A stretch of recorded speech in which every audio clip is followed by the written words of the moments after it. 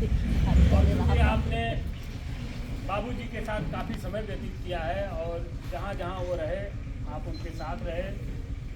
आप बेहतर तरीके से बाबूजी के विषय में बताएंगे, उनके विभिन्न व्यक्तित्व के पहलुओं पर प्रकाश डालेंगे। भाई संतोष प्रकाश बहुत बहुत धन्यवाद। आज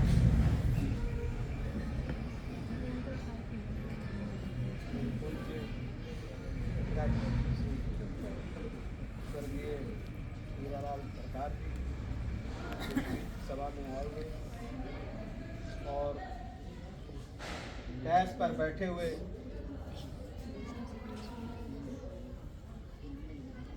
हमारे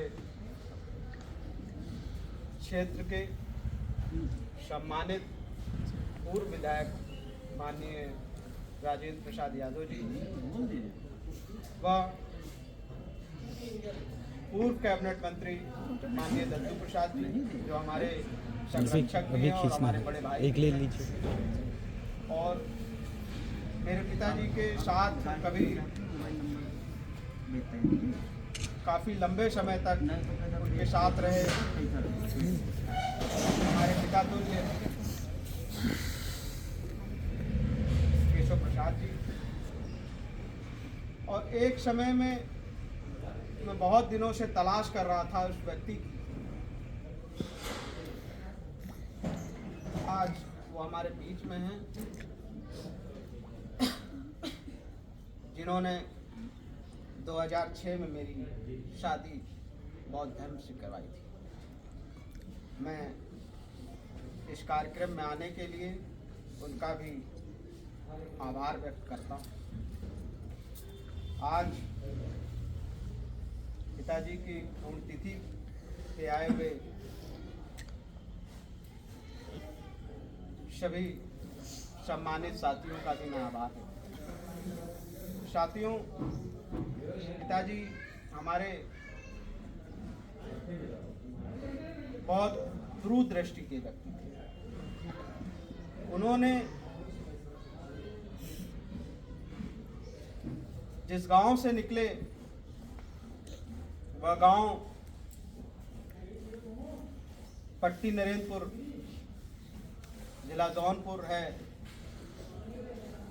और प्रारंभिक शिक्षा उन्होंने उसी गांव से प्राइमरी से लेकर के हाई स्कूल और फिर जौनपुर में सबसे जाना माना जिसमें लोग कभी घबराते थे कि उस डिग्री कॉलेज से समोदपुर डिग्री कॉलेज से पढ़ी, जहाँ पे लोग जो है बहुत घबराते थे कि वहाँ पे जाएंगे तो बड़ी कड़ाई होती है ऐसे स्कूल से, क्योंकि जौनपुर में शिक्षा की नगरी के नाम से भी जानी जाती है। तो ऐसे में पूर्वांचल और समोदपुर डिग्री कॉलेज जौनपुर में सबसे मशहूर कॉलेज है। ऐसे कॉलेज से पढ़े और अंग्रेजी से, जिस समय लोगों को जो है हिंदी पढ़ने में दिक्कत होती थी, उस समय जो है इन्होंने अंग्रेजी से बीए किया और फिर भाई पैसे का अभाव होने के कारण ये आगे की शिक्षा नहीं ले पाए क्योंकि गरीबी बहुत ज़्यादा थी।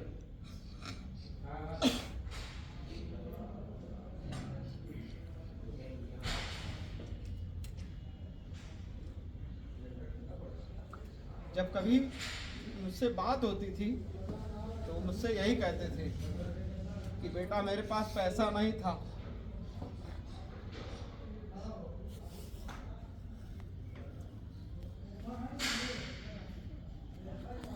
और का मिशन आगे बढ़ाए। सामाजिक दृष्टि में भी हम ऐसे समाज से आते हैं जिस समाज को समाज है दृष्टि से देखते, और ऐसा समाज है जिसे बराबरी कभी नहीं मिलती। ऐसे समाज से मैं, और उन्होंने कभी भी अपने विचारों से समझौता नहीं, नौकरी में रहते हुए भी तमाम कठिनाइयों का सामना, लखनऊ जैसे शहर, मकान ना मिलना, और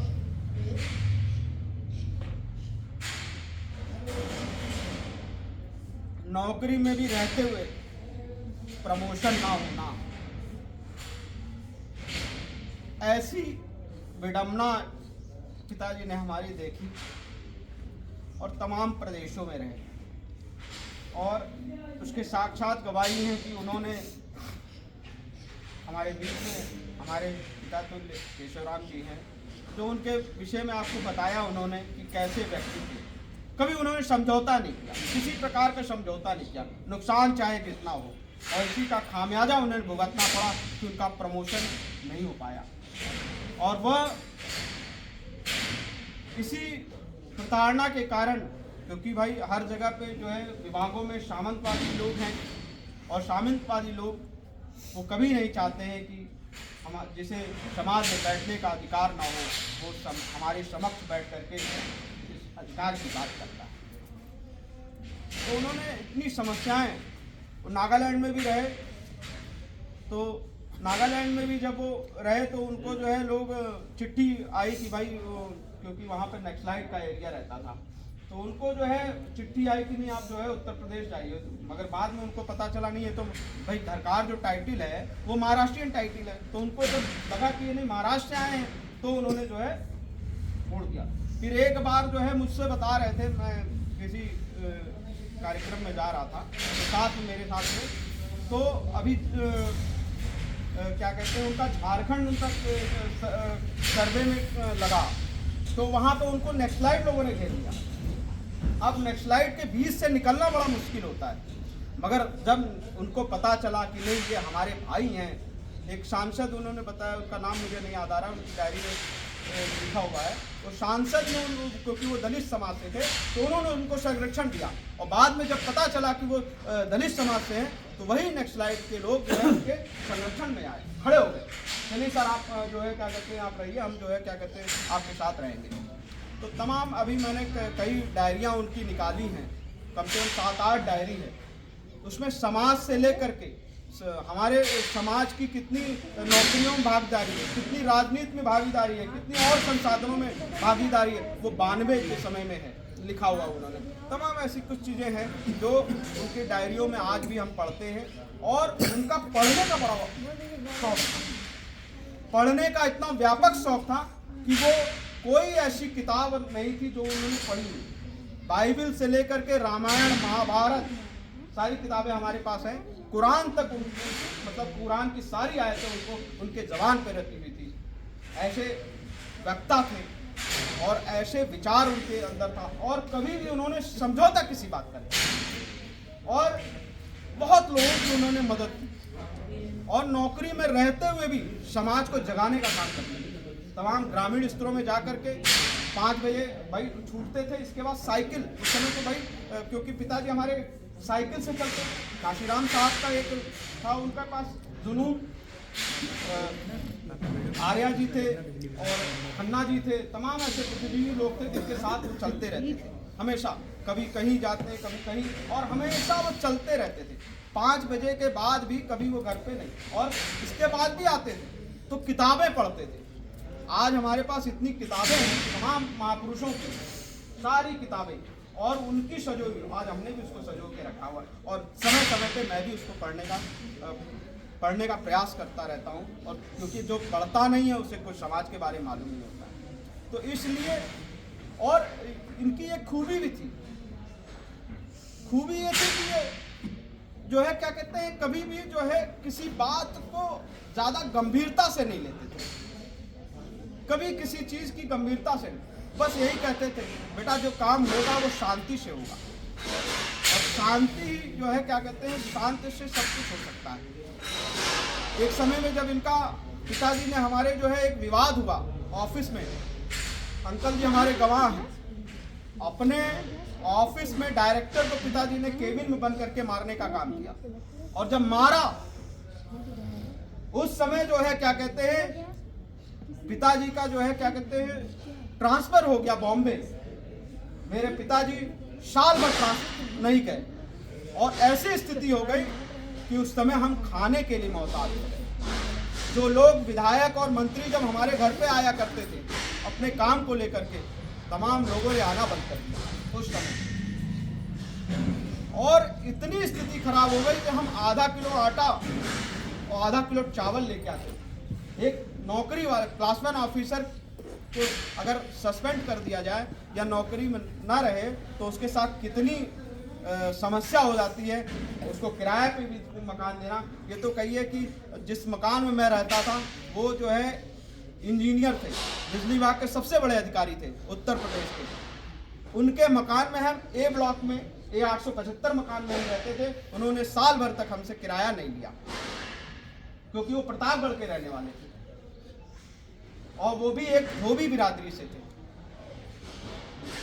इस वजह से उन्होंने जो है बिल्कुल मांगा नहीं।